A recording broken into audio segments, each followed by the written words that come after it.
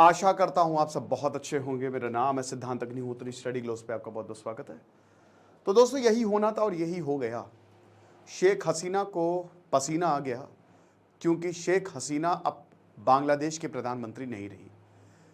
अपनी बहन के साथ ये हेलीकॉप्टर से उड़ चली।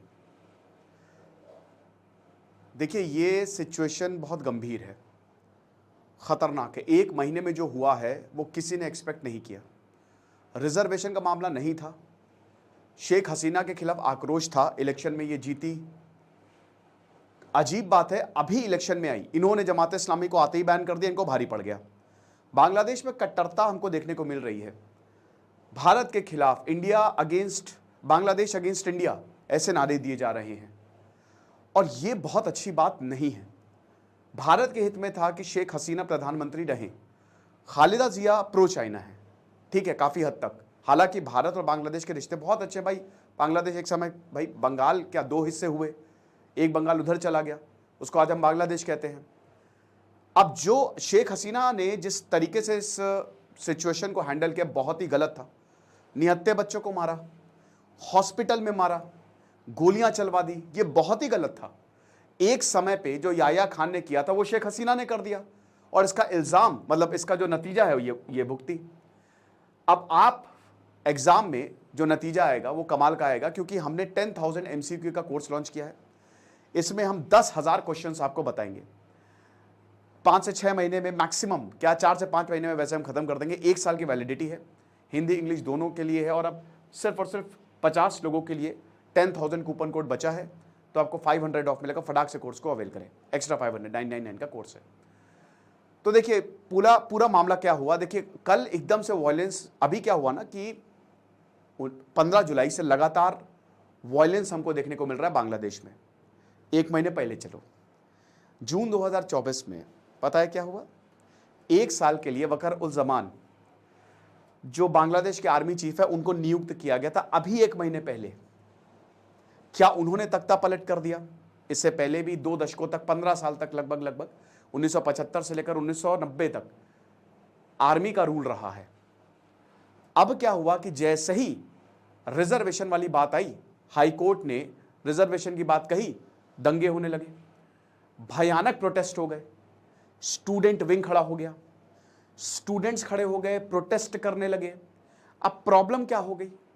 प्रॉब्लम हुई कि शेख हसीना को जहां पे इनसे बात करनी चाहिए थी, वहां पे इन्होंने और बेड़ा गर्क कर दिया। इन्होंने गोलियां चलवा दी, इन्होंने पुलिस लगा दी। और बड़ी प्रॉब्लम, सुप्रीम कोर्ट में मामला गया, सुप्रीम कोर्ट में शांत कर दिया मामला।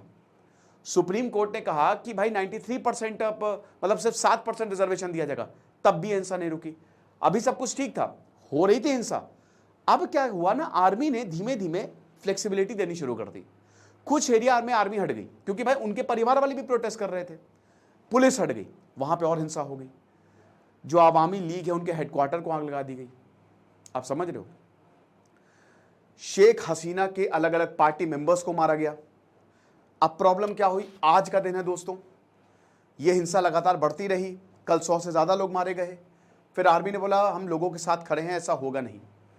क्योंकि भाई अब देखिए, मरते हुए कोई, दोस्तों थोड़ा कैमरा ऑफ हो गया होगा, तो अब यही है कि यहाँ पे बहुत दिक्कत हुई। तो क्या हुआ कि अब आज इतने लोग मारे गए, तो अब कौन देखेगा मरते मरते। तो यहाँ पे आर्मी ने क्या, जब देखिए शेख हसीना, आर्मी ने अब फायर करना छोड़ दिया। देखिए आप लॉ एंड ऑर्डर कैसे संभालेंगे, पुलिस और आर्मी के दम पे। आर्मी ने हाथ खड़े कर दिए। आर्मी ने बोला भाई, यहाँ पे आर्मी को बहुत बढ़िया मौका मिला। उन्होंने कहा कि हम नहीं मारेंगे, जो उखाड़ना है उखाड़ लो। अब क्या हुआ कि शेख हसीना को यह बात पता चल गई, और जैसे ही ये फ्री हैंड मिला, प्रोटेस्टर्स जो हैं, उनकी 9 डिमांड्स थी, शेख हसीना ने मानने से इनकार कर दिया। बोला ये आतंकवादी हैं, फलाना है, धमाका है। गलती कर दी उन्होंने। जो प्रोटेस्टर्स हैं वो घर में घुस गए। 2:30 बजे शेख हसीना को ये बात, इनकी 12-1 बजे तक क्लियर हो गई थी कि अब हाथ से बात निकल गई है। तो शेख हसीना ने सोचा कि देश छोड़ते वक्त एक आखिरी स्पीच दे देती हूं। इन्होंने स्पीच दी, 2:30 बजे इन्होंने स्पीच बंद कर दी, भागना पड़ा छोड़ के। अगर नहीं भागती तो प्रोटेस्टर्स इनके घर आ जाते, इनको मार देते, खत्म कर देते।